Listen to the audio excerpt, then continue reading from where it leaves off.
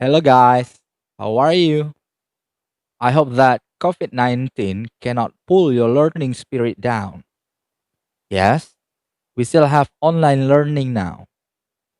We always hope this annoying pandemic will vanish forever as soon as possible. Today, we will continue our lesson.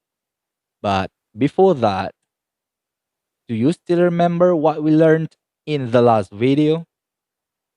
To remind you guys, please take a look to these highlights. Give me a shout if you need anything. Say, can I give you a hand? Or give me a shout if you need anything. Giving service and countdown responses it.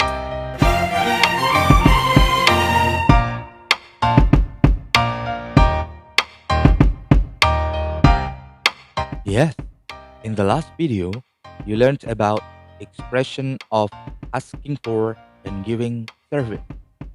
And in this video, you will learn a new expression. What is it?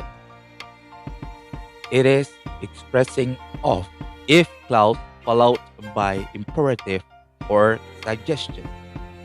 Karena sesuai dengan KD 3.5 dan 4.5 yang ada di dalam silabus, di mana isinya kalian diharapkan dapat menerapkan fungsi sosial, struktur teks, serta unsur kebahasaan teks pengandaian yang diikuti oleh perintah atau saran, serta dapat menyusun teks, lisan, dan tulis terkait pengandaian diikuti oleh perintah atau saran.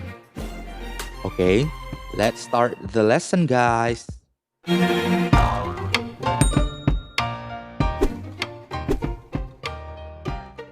Please look at this sentence first. If you want to pass the exam, you have to study harder. So, this is the if clause that I said before. In this video, you will study how to express the sentence like this one. And what is if clause? If clause in English is called conditional sentence, which is used to express the action in the main clause can only take place if a certain condition is fulfilled. Jadi, maksudnya di sini adalah klausa if atau kalimat pengandaian ini kita gunakan untuk mengungkapkan sebuah pengandaian di mana pengandaian tersebut hanya dapat terjadi jika suatu kondisi sudah terpenuhi. Bisa kalian lihat dari contoh kalimat sebelumnya, kalimat dengan klausa if hanya dapat terjadi jika kalimat kedua dilakukan atau dipenuhi. Contoh, jika kamu ingin lulus ujian, ini kalimat pengandaiannya. Kamu harus belajar lebih keras. Nah, ini kondisi yang harus dipenuhi. Sebenarnya, conditional sentence itu terbagi atas 3 jenis. Yang pertama, true in the present or future. Yang kedua, untrue in the present or future. Dan yang ketiga, untrue in the past. Tapi, dalam video ini, kita hanya membahas jenis yang pertama lebih dalam, yaitu true in the present or future. Jika kalian ingin pembahasan lebih dalam untuk jenis kedua dan ketiga, silahkan tulis di kolom komentar. Jika banyak yang request, saya akan buat video penjelasan tersendiri tentang 2 jenis conditional sentence tersebut. Nah, barusan saya pakai conditional sentence tuh. Sadar nggak? Oke, kita masuk ke conditional sentence jenis pertama tadi. True in the present or future. Maksudnya apa sih? Jenis conditional sentence yang ini digunakan ketika kalian ingin mengungkapkan suatu pengandaian yang kemungkinannya besar untuk terjadi sekarang atau di masa yang akan datang. Ada 5 cara untuk menggunakan conditional sentence jenis yang ini. Pertama, if clause plus reminder, yaitu kalimat pengandaian diiringi dengan pengingat. Lihat contoh dialog berikut ini.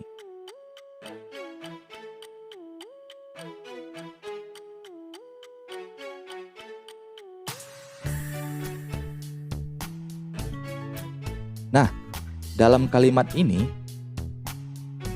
si ayah berandai-andai anaknya lulus ujian, sekaligus memberikan pengingat untuk belajar lebih keras kepada anaknya. Kedua, if clause plus suggestions. Pengandaian yang diiringi syarat. Silahkan baca dialog berikut ini.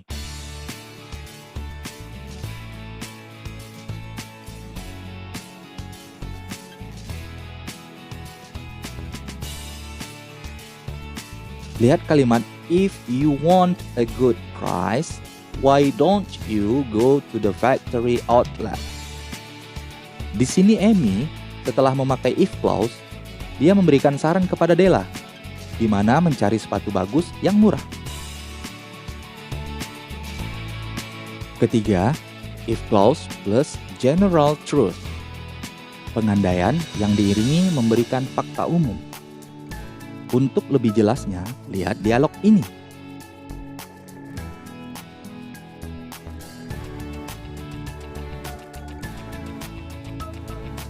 Nah, dalam dialog ini, Mr. Lukman berkata, jika kamu ingin menjadi ketua OSIS, tawarkan program bagus untuk mengembangkan lingkungan sekolah. Menawarkan program bagus untuk lingkungan sekolah adalah fakta umum untuk terpilih menjadi ketua OSIS. Keempat, if clause plus imperative. Pengandaian yang diiringi memberikan informasi yang sangat penting untuk dilakukan. Contoh penggunaan.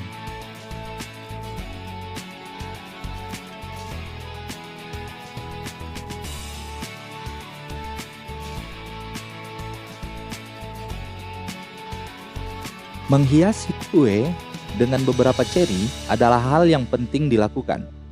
Seandainya tidak dilakukan, kue akan terlihat pucat dan kusam. Itulah yang dikatakan si ibu kepada Eti. Dan yang terakhir atau kelima, if clause to show a dream.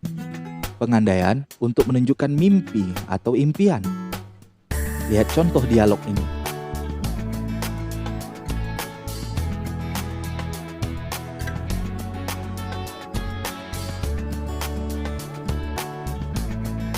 Di dalam dialog ini, Joko berandai-andai menjadi presiden dan menunjukkan mimpinya, yaitu membebaskan pajak untuk orang-orang yang tidak mampu.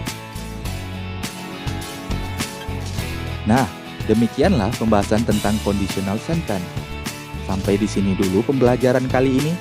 Seperti biasa, jika ada pertanyaan, silahkan ditulis di kolom komentar.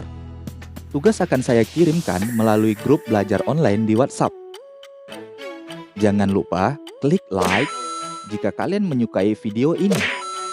Dan tekan tombol subscribe serta nyalakan notifikasinya supaya kalian jadi orang pertama yang tahu video terbaru dari channel ini. Share jika bermanfaat agar teman-teman kalian juga tahu pelajaran yang ada di dalam video ini. Mohon maaf untuk penyampaian yang salah. See you on the next video. Bye.